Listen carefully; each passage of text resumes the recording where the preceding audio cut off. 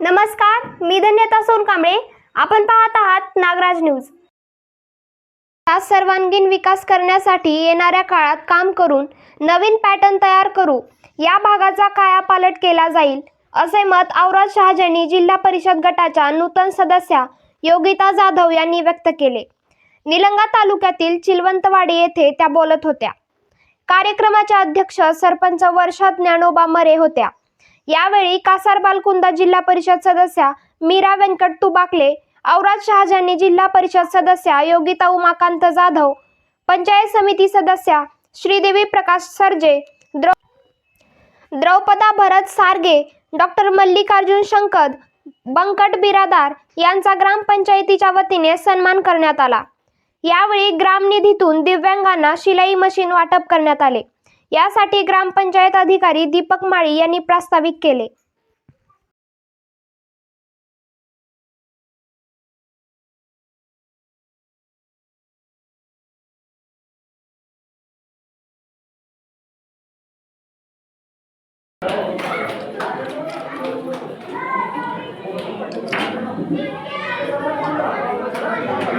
चिलवंतवाडीतले सर्व गावकरी, माझ्या भगिनी आणि विद्यार्थी मित्रांनो, आज खरं तर हा सोहळा पंचायत समिती आणि जिल्हा परिषद सर्व सदस्यांचा सत्कार समारंभ आहे.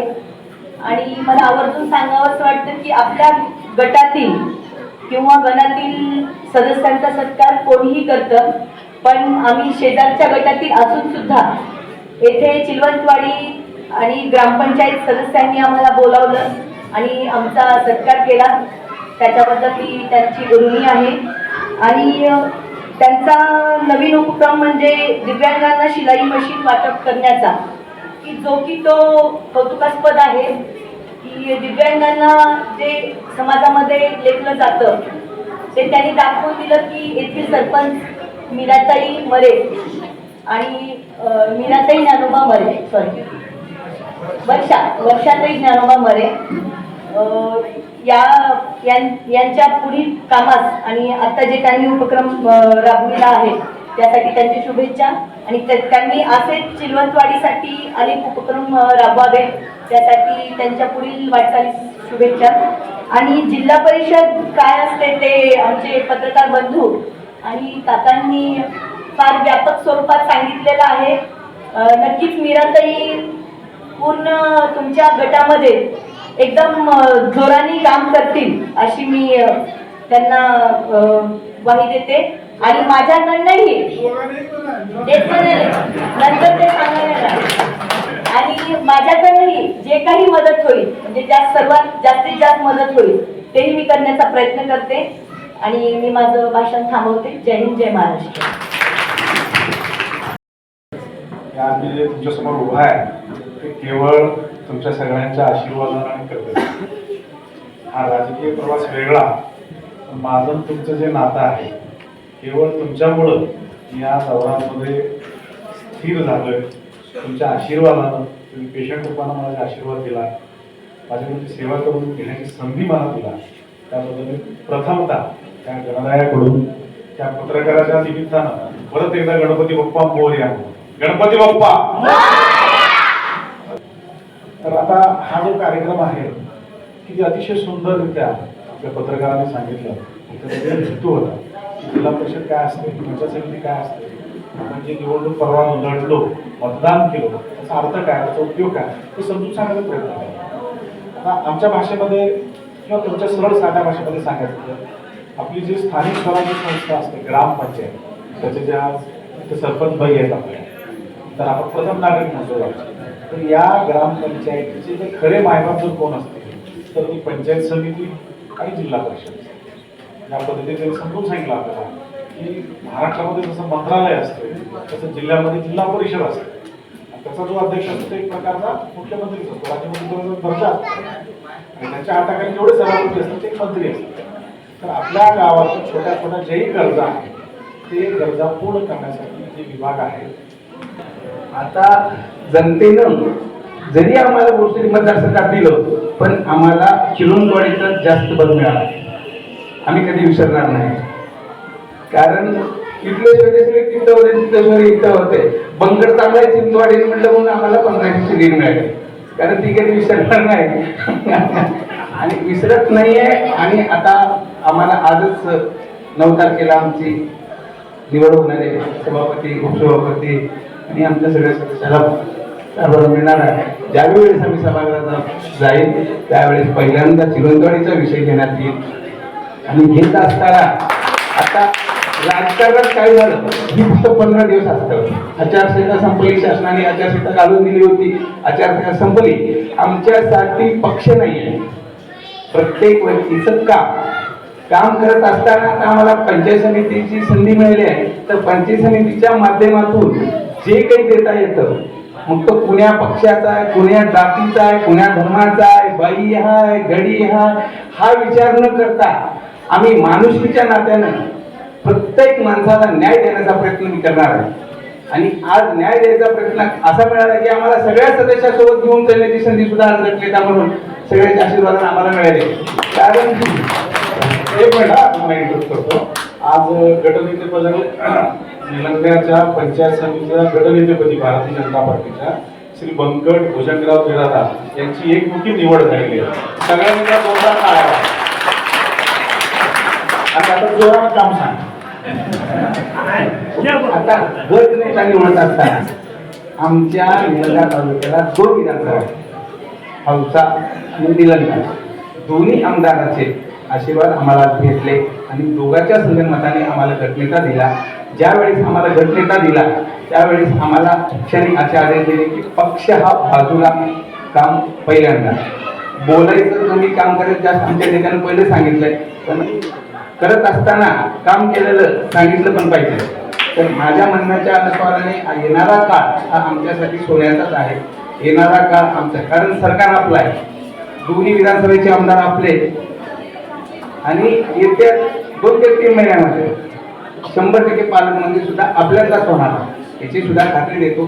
त्यावेळेस पालकमंत्री वाढत्या जर आपला झाला तर 100% वाढण्याचा प्रयत्न आम्ही करू. करत असताना पंचायत समितीच्या लेवलला त्यांनी योजना सांगितल्या.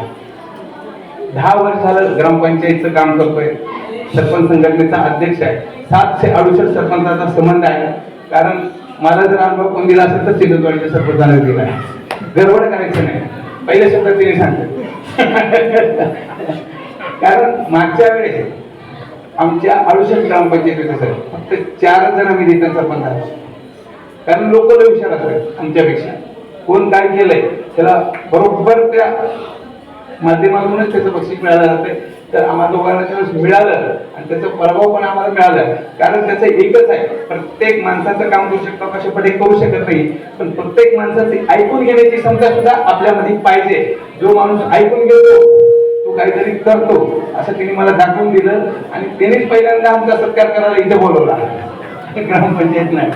म्हणून सरपंचाच्या आणि चिरंतवाडीच्या गावच्या वतीनं जी काही सरपंच आहेत आम्हाला आता आदेश आले की BDO साहेबांसमोर जाणे आणि प्रत्येक गावातून वैयक्तिक लाभाचे, मग ते घरकुल असेल, गोटा असेल, विहीर असेल, गाय गोटा, कडबा कुटी, मोटर, जे काही योजना असेल जिची सबसिडी नाही पडली त्याच्या पण याद्या द्या. ग्रामसेवक साहेब, सॉरी ग्रामविकास अधिकारी साहेब आता आमचे मित्रच आहेत, चांगले आहेत, आदर्श गाव करण्याची त्यांच्यामध्ये धमक आहे. आमच्या बऱ्याचशा बैठका झाल्या.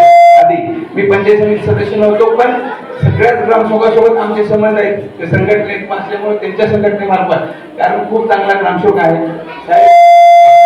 आधीच्या मागच्या 2 वर्षात नाही मिळालं, हे येणाऱ्या 6 महिन्यात आपण देऊ शकतो. एवढंही 100% चिरंतवाडीच्या समोर गाडी देतो.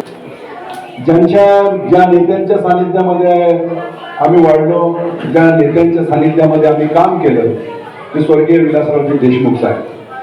डॉक्टर साहेब, तुम्ही आता येतानाच उल्लेख केला की आदरणीय मरे काका जे काँग्रेसचे ज्येष्ठ नेते होते, त्यांनी आपल्याला थांबायला सांगितलं. त्याच संस्कारात काँग्रेसच्या सदस्या राहिलेल्या, त्यांनी काम केलेलं आहे. मी आपल्या सर्वांना आवर्जून सांगतो आणि इथे ज्ञानोबा मारे यांचं कौतुक करतो की आपल्या गावामध्ये कार्यक्रम ठेवल्यानंतर काय प्रोटोकॉल असतो, तो प्रोटोकॉल ग्रामसेवक आणि ज्ञानोबा मारे यांनी पाळला आहे.